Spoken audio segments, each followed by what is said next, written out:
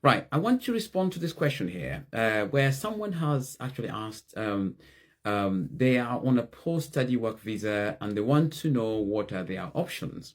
A very common question, and I want to address it so they can assist anybody else who may be in this situation. Perhaps they've just completed their undergraduate or they have completed their postgraduate study and they're considering what option they may have in terms of being able to remain in the UK legally.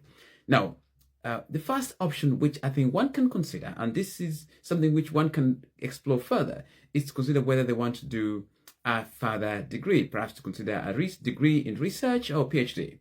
That is something they may want to look at.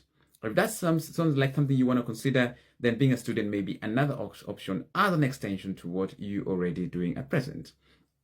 The next option is considering the option of a skilled worker visa, where one can look at either seeking employment as a skilled worker employee in the category with an authorized section, or alternatively pursuing a self-sponsorship route, which is basically setting up your own company and being able to use the company to extract a COS and ultimately applying to remain on those bases. And I'll just go to some of the few ingredients on self-sponsorship. One, this is whereby the company which you're using must have a company license.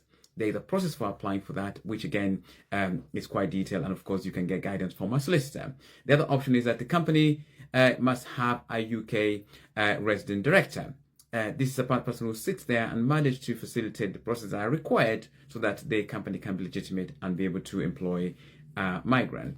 And the job list, your job must be listed in the eligible occupation list. So that's a critical factor. So whatever title of your job, it must be in the designated category. They must also produce a valid TB certificate if they're coming from overseas. That's not usually necessary if they're within the country and they just wish to switch, as in this case here. Of course, funds. They must have enough funds to satisfy the maintenance requirement that they can be able to maintain themselves while in the UK. And of course, the job must pay a minimum salary according to the job role. So every job role has got a minimum salary, and of course you just have to look at that. And last but not least, they must have an English language test if they haven't got a degree from the UK. In this case, if you just finished a degree in the UK, that may not be necessary. That is the other option available under the self-sponsorship. Then of course, the other option one can consider is being a dependent or somebody who's already settled here, either being as a spouse or a dependent in a skilled worker visa, or of course just a partner of somebody for long as the period they've been living together as in a relationship akin to husband and wife is long enough.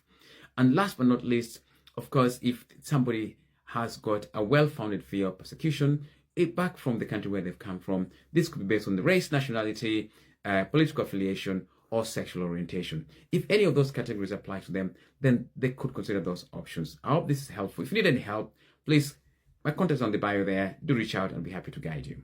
Thank you.